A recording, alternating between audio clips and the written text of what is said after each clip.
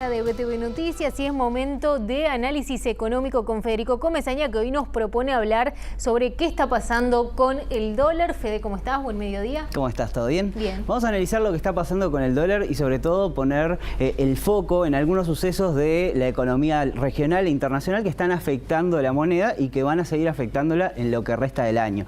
Empecemos viendo la evolución del tipo de cambio en los últimos 6 meses. En la primera placa lo que vemos es justamente cómo en esos 6 meses en general el dólar estuvo dentro de una banda que fue entre los 32 y los 33 pesos y ahora en los últimos días ha traspasado esa banda y ha llegado a los 33,6 en el promedio de las transacciones interbancarias. Veamos ahora qué está pasando en los socios regionales en particular y otros socios comerciales relevantes para Uruguay. En Uruguay en los últimos 30 días el dólar subió casi 3%, es una suba relevante teniendo en cuenta que estábamos prácticamente en una situación de estabilidad en los últimos 6 meses y luego esto es lo que ha pasado a nivel de los socios comerciales. En Argentina en particular la suba fue de un 6,5% en los últimos 30 días, pero también Chile y Brasil muestran subas significativas y más abajo, digamos, tenemos otros destinos. Europa y China no ha tenido variaciones significativas y otros como México y Rusia ha bajado levemente. Pero en definitiva vemos un fenómeno regional de apreciación del dólar respecto a las monedas domésticas y eso tiene que ver en definitiva con algunas situaciones que están pasando a nivel del mundo. Una en particular tiene que ver con cambios en la política económica y en particular en la economía estadounidense. Si bien la Reserva Federal de Estados Unidos decidió en los últimos días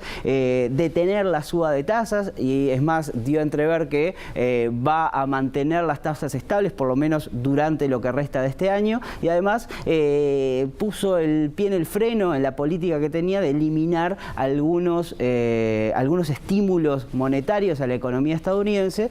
Bueno, esto en realidad podría ser una medida que ayudara a que el dólar perdiera fuerza a nivel internacional y esto no pasó porque detrás de esta medida lo que hay es un debilitamiento de la economía estadounidense y ese debilitamiento de la economía estadounidense lleva a que muchos inversores decidan salirse de activos de riesgo e irse a activos seguros. Hay un indicador en particular del que se está hablando mucho en estos días, que lo vamos a ver a continuación, que tiene que ver con la diferencia que hay en el rendimiento de títulos de muy corto plazo, de 3 meses, y títulos de largo plazo de 10 meses.